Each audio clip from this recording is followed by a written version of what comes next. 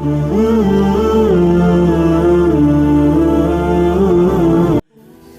رنگ برنگی دنیا میں خود کو اللہ پاک کے رنگ میں ڈھال لینا ہی اصل کامیابی ہے۔ کتنی اچھی بات ہے نا کہ کوئی اللہ پاک کے لیے سب چھوڑ دیتا ہے اور کوئی اللہ پر ہی سب چھوڑ دیتا ہے، اور جو اللہ پر سب چھوڑ دیتا ہے اسے پھر کسی اور سے کہنے یا سننے کی ضرورت نہیں پڑتی۔ اللہ اسے وہ سب کچھ عطا کرتا ہے جو اسے پسند ہوتا ہے، تو پھر تم کیوں جاتے ہو کسی کے در پہ؟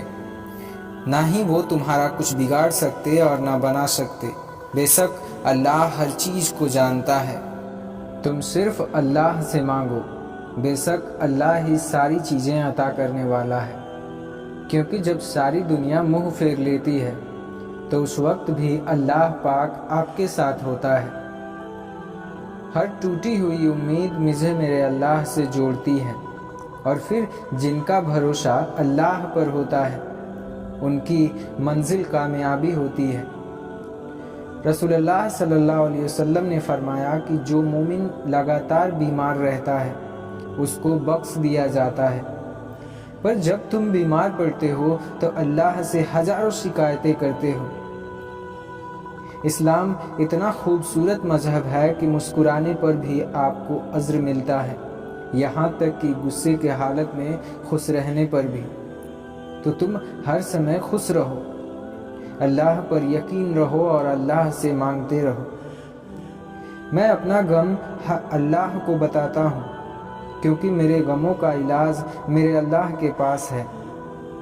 اور پھر جب اللہ تمہیں کنارے پر لا کر کھڑا کر دے تو اس پر یقین رکھنا، کیونکہ دو ہی چیزیں ہو سکتی ہیں، یا تو وہ تمہیں تھام لے گا یا تمہیں اڑنا سکھا دے گا، اور بے شک اللہ جس انسان کو اڑنا سکھا دے اسے دنیا کی کوئی طاقت نہیں گرا سکتی ہے۔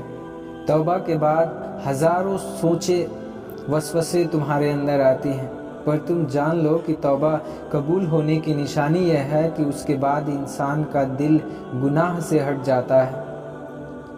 اللہ ہم سب کو گناہ سے بچائے۔ اللہ نے انسان کو دل دیا مگر اس کا سکون صرف اپنے پاس رکھا، اور فرمایا کہ یاد رکھو دل کا سکون صرف اللہ کی یاد میں ہے۔ قرآن پڑھتے ہوئے ایسا لگتا ہے جیسے کہ وہ دلاسا دے رہا ہو کہ میں ہوں نا تمہارے ساتھ۔ جو ذات رات کو درختوں پر بیٹھے پرندوں کو نیند میں گرنے نہیں دیتی ہے، وہ ذات کیسے کسی انسان کو بے یار و مددگار چھوڑ سکتی ہے؟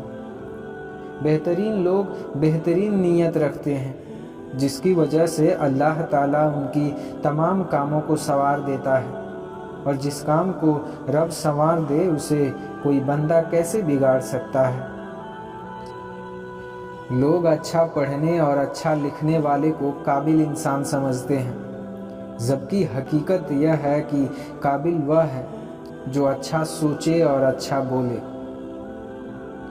اور پھر جب رب راضی ہونے لگتا ہے تو بندے کو اپنے عیبوں کا پتہ چلنا شروع ہو جاتا ہے، اور یہی اس کی رحمت کی پہلی نشانی ہے۔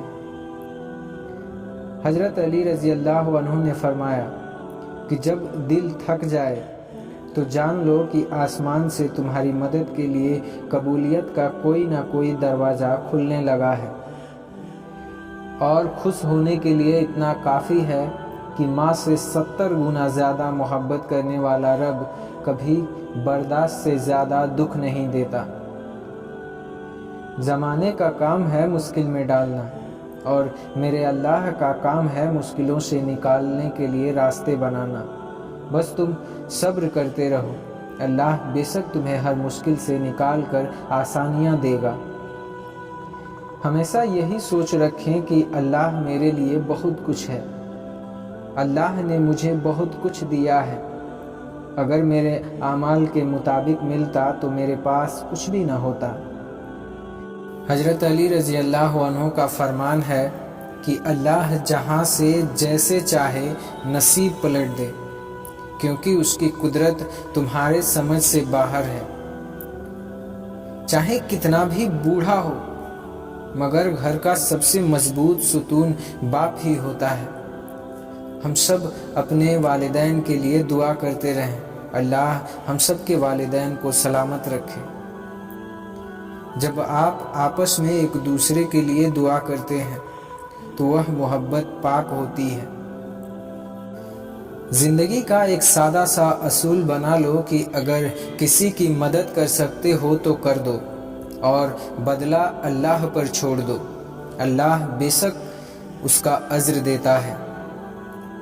جو تم سے نہیں ہو رہا ہے اللہ کے حوالے کر دو اور پھر دیکھو کہ کیا ہوتا ہے۔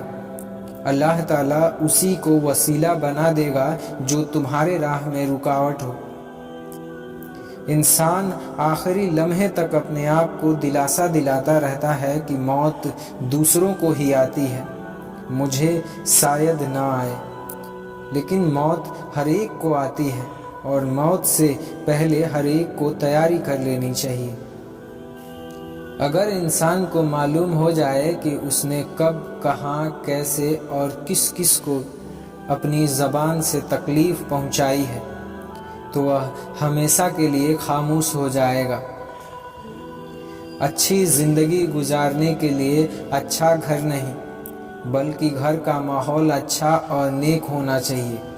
جب گھر کا ماحول اچھا اور نیک ہوتا ہے تو ساری چیزیں اچھی ہوتی ہیں۔ جیسے جیسے عمر گزرتی ہے احساس ہونے لگتا ہے کہ والدین ہر چیز کے بارے میں صحیح کہا کرتے تھے۔ اللہ تو قریب ہی ہوتا ہے، دور تو ہم چلے جاتے ہیں۔ حضرت علی رضی اللہ عنہ نے فرمایا، روتا تو وہ انسان ہے جس نے رشتہ دل سے نبھایا ہو، ورنہ مطلب کہ رشتے رکھنے والوں کی آنکھوں میں نہ تو شرم ہوتی ہے اور نہ ہی پانی۔ تمہاری مشکلات چاہے جتنی بھی بڑی کیوں نہ ہو، اگر تمہارا یقین اللہ پر ہو تو کوئی تمہیں نہیں ہرا سکتا۔ انتظار کی اذیت کے بعد ہی تو یعقوب علیہ السلام کو یوسف علیہ السلام سے ملوایا گیا تھا۔ جسے تم سزا سمجھ رہے ہو اس دیری میں تمہارے لیے بہتری چھپی ہوئی ہے۔ بس تم اللہ پر یقین رکھو اور صبر کرتے رہو۔ بے شک اللہ صبر کرنے والوں کو پسند کرتا ہے اور صبر کرنے والوں کا انعام ضرور ملتا ہے۔ تم اللہ پر یقین رکھ کر صبر کرتے رہو، بے شک وہ ہر چیز تمہارے مطابق کرے گا، کیونکہ اس نے ایک صحیح وقت مقرر کر رکھا ہے، اور جب وہ صحیح وقت آئے گا تو وہ سب کچھ وہ تمہیں عطا کرے گا جس کے لیے تم راتوں کو اٹھ اٹھ کر دعائیں کرتے ہو۔ بے شک وہ تمہارے دل کا حال جانتا ہے۔ شیخ سعدی رحمۃ اللہ علیہ فرماتے ہیں کہ یہ ضروری نہیں کہ جو خوبصورت ہو وہ نیک سیرت بھی ہو۔ کام کی چیز اندر چھپی ہوتی ہے، باہر نہیں۔ خوش نصیب ہیں وہ لوگ جن کے پاس نصیحت کے لیے الفاظ نہیں بلکہ ان کے اپنے اعمال ہوتے ہیں۔ آہستہ آہستہ چلنا منزل مقصود تک پہنچنا دوڑنے اور راستے میں رہ جانے سے بہتر ہوتا ہے۔ دشمن سے بچو اور دوست سے اس وقت تک بچو جب وہ تمہاری تعریف کرنے لگے۔ مال و دولت عشائش عمر کے لیے ہیں، اور عمر اس لیے نہیں ہے کہ انسان دولت اکٹھا کرتا رہے۔ اس سے تو خاموشی بہتر ہے کہ کسی کے دل کی بات کہہ کر پھر اس سے کہا جائے کہ کسی سے نہ کہنا۔